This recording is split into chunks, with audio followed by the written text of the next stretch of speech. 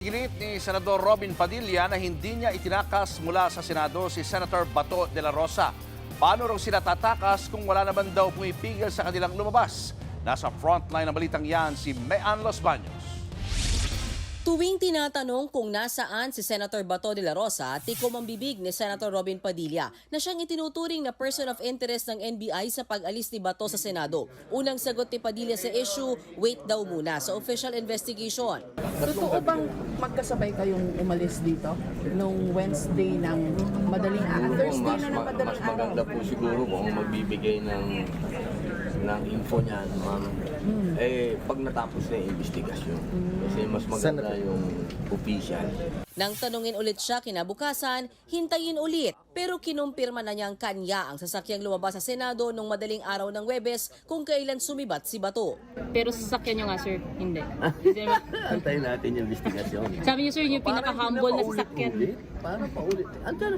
Ako, kotse ko yun. Sinabi ko naman, kotse ko yun. Nitong Miyerkules, nang lumabas ang mga CCTV na sinabay nga ni Padilla si Bato, nang tanungin ulit si Padilla kung nasaan ba si Senator Bato, sagot niya, Wala po tayong alam. Sir, saan kayo pumunta after? ngayon diretsahan na siyang nagsalita.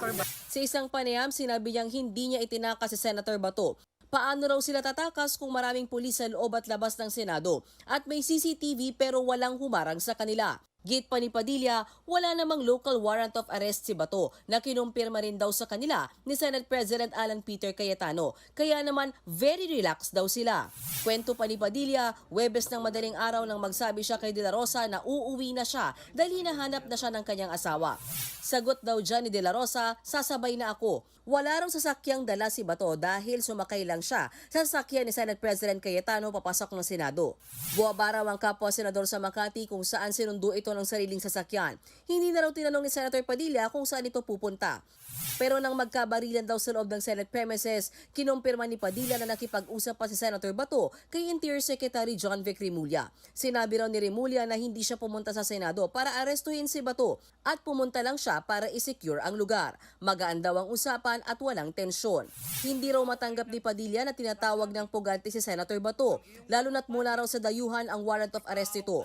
Pero kung si Padilla hindi matanggap para naman kay Senator Erwin Tulfo, dapat nang sumuko ang kapwa senador. Bakit daw ba natatakot si Bato? Kung ako, si Senator Bato de la Rosa, if I'm in his shoes, then I would just go to the authorities. I would present myself because I would defend myself, and I would say like, I have nothing to do with it. That's not true. Why don't just face the music, face the truth?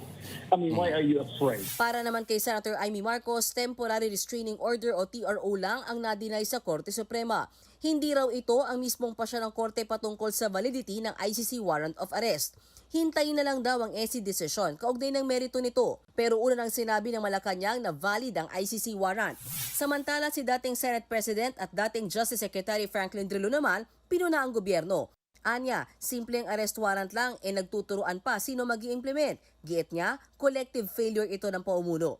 Sagot naman ng palasyo, naiintindihan nila ang point of view ni Drilon pero gumagalaw daw ang administrasyon alinsunod sa batas, regulation at facts. Hindi rin daw pinipikit ni Pangulong Bongbong Marcos ang mga mata nito at nakikinig din sa mga taong sumisigaw ng hustisya. Asahan daw ang mabilis at legal na aksyon ng gobyerno. Nagbabalita mula sa Frontline, Mean Los Baños, News 5. Mga kapatid, Julius Babaw po.